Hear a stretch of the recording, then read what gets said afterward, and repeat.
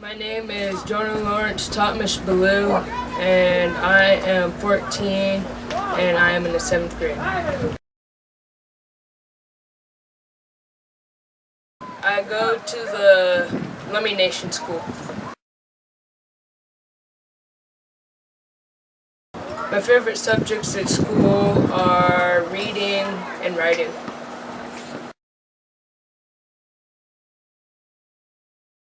Usually when I'm out of school, I like to draw, make beats, and write songs.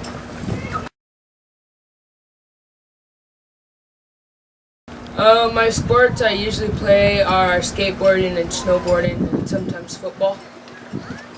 Okay, well, I'm going to let you talk about how you learned the story and how you as a young person has learned a story from an elder.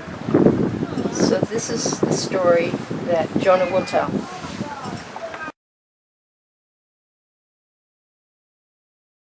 My name is Jonah Ballew, and I'm from the Lummi Indian Reservation. My parents are Kaz and Mary Donna Ballew. My grandparents are Wayne and Rena Ballew, Sam and Dolores Leach, and Tuzi and Lyle Lawrence.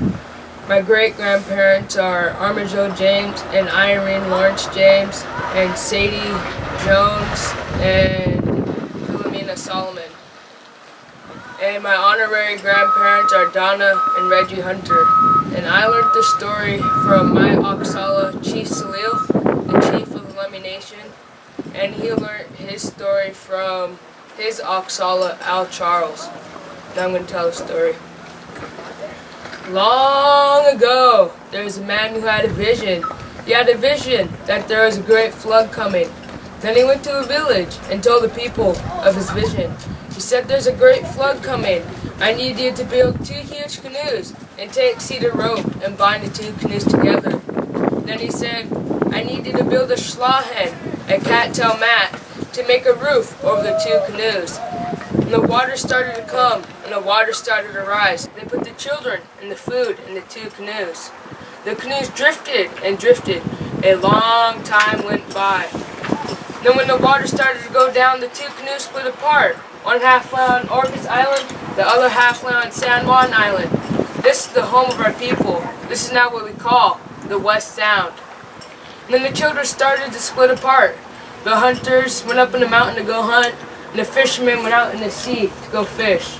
They knew how to get the butter clams, the horse clams, the octopus out in the water.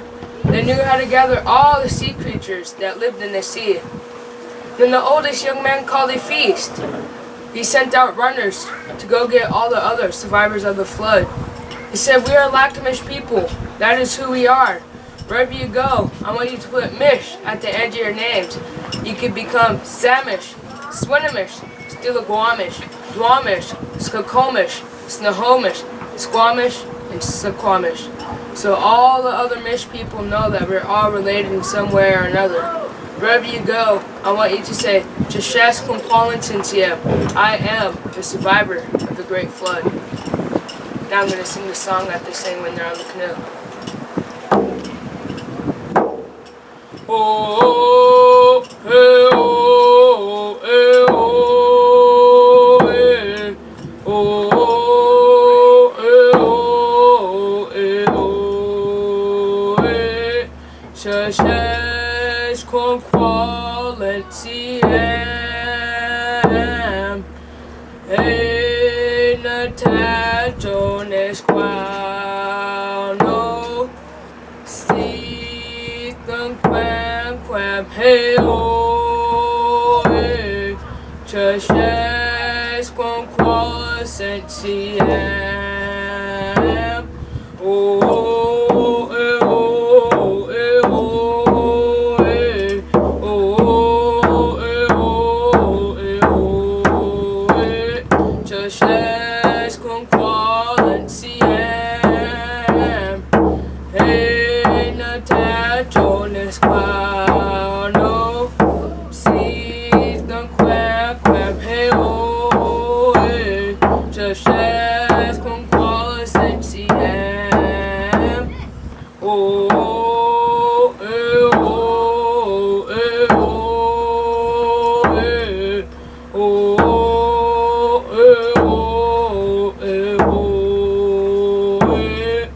Churches con quality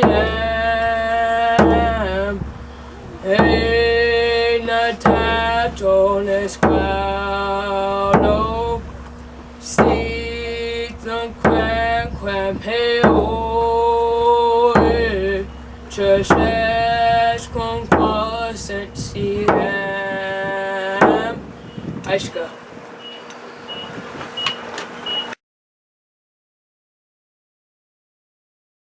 Yeah, my wrist bracelet, I made this myself with my Aunt Fran.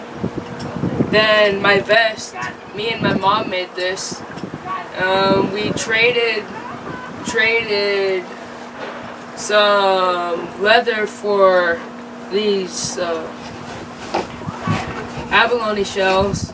Then my mom started buttoning all the abalone shells. Then me and my dad started making the paddles. Then the olive shells, we got that from Nia Bay. Then from this eagle in the back, right here, my cousin Waylon made that. Then he gave it to me for a gift since I became the Stomach warrior. And my moccasins, these were my mom's moccasins and she gave them to me for my Regalia. Then the Stomach warrior medallion. I got this for trying out for the Stomach warrior, and my cousin Waylon made this when he is my age and when he was the Stomach warrior. My hat, my cousin Alyssa made the hat, then she gave it to my dad, then my dad passed it down to me, and my mom added the olive shells and the necklace and the eagle feather onto it.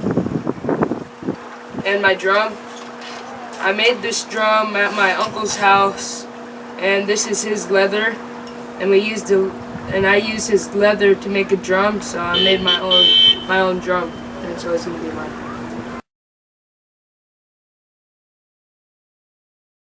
A Lummi Stomach warrior is a person who represents the Lummi Nation community. And so that's what I'm doing. I'm representing the Lummi Nation community in a good way by telling stories and singing our traditional songs. The way I learned the traditional songs and stories is we have little gatherings at their house and we eat dinner, then we sing songs, and us little kids, so when I was younger, we couldn't really do anything besides sit and watch, and that's how I learned the stories and songs, is by watching my elders.